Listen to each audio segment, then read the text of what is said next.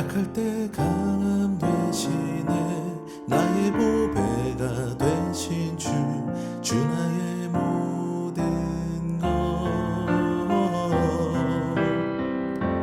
주 안에 있는 보물을 나는 포기할 수 없네 주 나의 모든 것 예수 어린 양 존귀한 이름 예수 어린 양 존귀한 이름 약할 때 강함 되시네 나의 보배가 되신 주 나의 모든 것 주 안에 있는 보물을 나는 포기할 수 없네 주 나의 모든 것 십자가 죄사하셨네 주님의 이름 찬양해 주 나의 모든 것 쓰러진 나를 세우고 나의 빈잔을 채우네 주 나의 모든 것 예수 어린 양 존귀한 이름 예수 어린 양 존귀한 이름 예수 어린 양 존귀한 이름 예수 어린 양 존귀한 이름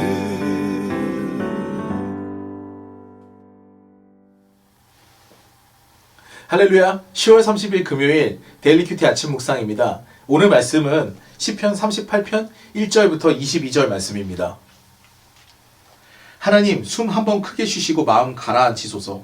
주님, 회초리를 성급히 들지 마소서. 화살처럼 날카로운 주님의 질책이 내 마음 핥히고 주께 얻어맞은 엉덩이가 몹시도 쓰라립니다. 지난 몇 달 사이 주님의 책망으로 내 얼굴 반쪽이 되었습니다. 내 죄 때문에 뼈는 바싹 마른 잔가지처럼 부스러지기 직전이고 내 악행이 나를 뒤덮어 무거운 죄책감이 쌀포대처럼 어깨를 짓누릅니다. 내가 잘못 살았으므로 몸의 상처에서 악취가 나고 구더기까지 우글거립니다. 나 꼴사납게 엎드러져 아침부터 밤까지 나로 인해 슬퍼합니다. 내 속에 있는 모든 장기가 불타는 듯하고 몸은 만신창이가 되었습니다. 기진하여 결단난 신세, 내 삶은 신음만 토해냅니다. 주님, 내 간절한 바람은 속이 훤히 보이고 나의 신음은 주께서 다 아는 흔한 이야기입니다. 나는 완전히 지쳐서 금방이라도 심장이 멎을 것만 같습니다. 백내장으로 하나님과 선한 이들을 알아보지 못하니 오랜 벗들이 나를 전염병 대하듯 피합니다. 내 친척들은 나를 찾지 않고 이웃들은 뒤에서 나를 헐뜯습니다.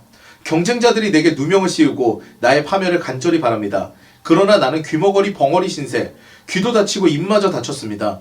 그들의 말 한마디 듣지 못하고 대꾸도 못합니다. 하나님, 내가 하는 일이라고는 그저 주님을 기다리는 것, 나의 주 나의 하나님을 기다리는 것뿐이니 응답해 주소서. 간절히 기도합니다. 저들이 나를 비웃지 못하게 하소서. 내가 비틀거릴 때 저들이 으스대며 활보하지 못하게 하소서. 내가 미칠 지경이 되고 타는 듯한 고통이 내 속에서 나를 짓누릅니다. 내 잘못을 털어놓을 각오가 되어 있으니 죄 짓고도 의기양양해 하는 일은 더 이상 없을 것입니다. 원수들은 기세등등하게 팔을 걷어붙였고 폭력배들은 내 목을 노립니다. 내가 선을 베풀어도 하나님을 싫어하는 자들은 악으로 되갚습니다. 저들은 하나님을 사랑하는 사람을 보면 참지 못합니다. 하나님 나를 버리지 마소서. 하나님 나를 하염없이 기다리게 하지 마소서. 내 인생에 넓고 탁 트인 공간이 필요하니 어서 나를 도우소서. 아멘. 오늘 말씀은 다윗이 죄악으로 고통을 당했을 때 그때 주님께 회개하는 모습이 드러나 있는 시입니다. 그러니까 죄악을 내가 감추고 의기양양해 하고 있었는데 그때 하나님께서 다윗에게 벌을 내리시는 거죠. 근데 그 벌이 너무나 잘 드러나서 악인들이 보기에 참 조롱하기 참 좋은 그런 모습으로 되어 있는 것입니다. 그때 다윗은 철저하게 회개를 합니다. 내가 의기양양하게 죄를 지었으면서도 떳떳하게 죄를 짓지 않은 척, 나는 아무렇지도 않은 척, 그러면서 하나님 앞에, 사람 앞에 이렇게 나갔는데, 그런데 그 일이 백일하에 드러나면서, 그러면서 그것이 중병이 되어서 다윗을 짓누르게 되니까 그때 다윗이 이제 회개하게 되는 겁니다. 너무 안타까운 일이죠. 그 죄악 때문에 다윗이 어떤 지경에 이릅니까? 오늘 본문에 보게 되면 귀머거리 벙어리가 된다고 합니다. 그러니까 내가 죄악 때문에 정말 이 죄를 당했기 때문에 이것들이 나의 삶에서 드러났기 때문에 말을 할 수도 없고 들은 척도 할 수가 없는 거죠. 듣고도 내가 뭐 이거를 이야기할 수 있는 그런 상황이 되는 것이 아닙니다. 왜냐하면 내 죄가 다 드러났기 때문에요. 변명할 수 있는 것도 아니죠. 그 결과가 드러났기 때문입니다. 확실히 하나님께서는 우리의 신앙의 성장을 위해서 성장통을 주시기도 하지만 우리 죄악 때문에 하나님께서 벌하시는 것이 분명히 있습니다. 그래서 그 죄악을 깨달았을 때 회개하는 것이 굉장히 중요하죠. 다윗이 그것을 오늘 이야기하고 있는 것입니다. 그때 회개하면서 돌아서면서 알아야 할 것은 오직 주님밖에 없다라고 이야기를 합니다. 하나님께서는 자기 자녀를 왜 책망을 하실까요? 저도 이제 아들이나 딸들이 잘못하면 책망을 합니다. 그럼 왜 책망을 할까요?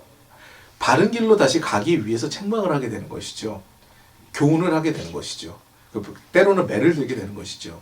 그것이 바로 하나님께서도 동일하게 우리의 삶 가운데 역사하시는 부분입니다. 우리가 죄악 가운데 너무 잘못 가고 있으면 하나님께서는 끊임없이 기다리시다가 나중에 심판날에 우리를 멸망하게 두시는 것이 아니라 그 전에 하나님께서 징계를 통해서 다시 돌아오게 하십니다. 그 구조가 계속 되고 있는 것이 사사기입니다. 사사기를 보게 되면은 먼저 하나님께서 구원을 베푸시고 은혜를 주십니다. 그런데 나중에 그 은혜를 잊어버리고 타락합니다.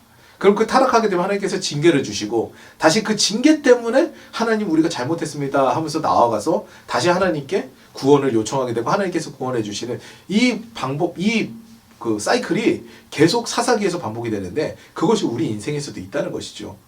우리가 너무나 연약한 인간이기 때문에 죄악을 저지를 수 있습니다. 근데 그 죄악의 대가가 어떻게 오는지에 대해서 우리는 잘 인지하지 못합니다. 그러다가 하나님께서 딱 징계를 주시면은 그때 아야 하면서 우리가 하나님 앞에 돌아가야 되는구나 이렇게 깨닫게 되는 것이죠. 분명히 시편 23편에 기록되어 있습니다. 그가 자기 이름을 위하여 우리를 의의 길로 인도하신다. 하나님의 이름이 더럽혀지지 않게 하기 위해서 그리스도인들은 하나님을 믿는데 왜 저렇게 행동을 할까? 왜 저런 죄악을 짓는데 왜 하나님께서 가만히 있을까? 이거 하나님께서 아니라고 하시는 거죠. 다른 사람을 실족하게 하는 일이기 때문에 그렇기 때문에 하나님께서는 말씀하십니다. 잘못된 것들은 회개하라고 말씀하시죠. 그렇기 때문에 우리는 우리의 죄악을 스스로 말씀의 잣대에 비추어서 조명해야 할 필요가 있습니다. 그리고 조명해서 그 죄악이 딱 드러났을 때 그게 느껴졌을 때 회개해야 되는 것이죠. 그리고 더 좋은 거는 우리가 죄악을 딱 저지르고 하나님의 징계가 임하기 전에 그때 우리가 하나님 잘못했습니다. 하나님 내가 죄악을 저질렀는데 이 선한 양심이 너무나 괴롭습니다. 하나님 용서해 주십시오. 라고 나가는 것이 더욱더 지혜로운 일이겠지요. 하지만 우리가 죄악 가운데 넘어져서 그 죄악을 인지하지 못하다가도 하나님의 징계가 느껴지고 그리고 징계가 일어나고 그리고 그 가운데서 우리가 죄악을 발견하게 되면은 하나님 앞에 회개하는 것이 무엇보다 중요합니다. 날마다 우리가 말씀을 통해서 우리의 삶을 조명하고 그리고 그 가운데 드러난 죄악 가운데 하나님 앞에 엎드러지고 회개하는 일들이 계속해서 일어나기를 원합니다. 그런 삶을 살아가시는 저와 여러분 되시기를 주님의 이름으로 축원합니다. 기도하시겠습니다. 사랑과 은혜가 많으신 하나님 아버지 감사합니다. 하나님 오늘 말씀을 통하여서 우리는 정말 죄악이 우리에게 일어나서 우리가 죄 가운데 넘어져서 그것으로 인해서 하나님의 징계가 임했을 때 우리가 회개해야 된다는 것을 말씀을 통해 배웠습니다.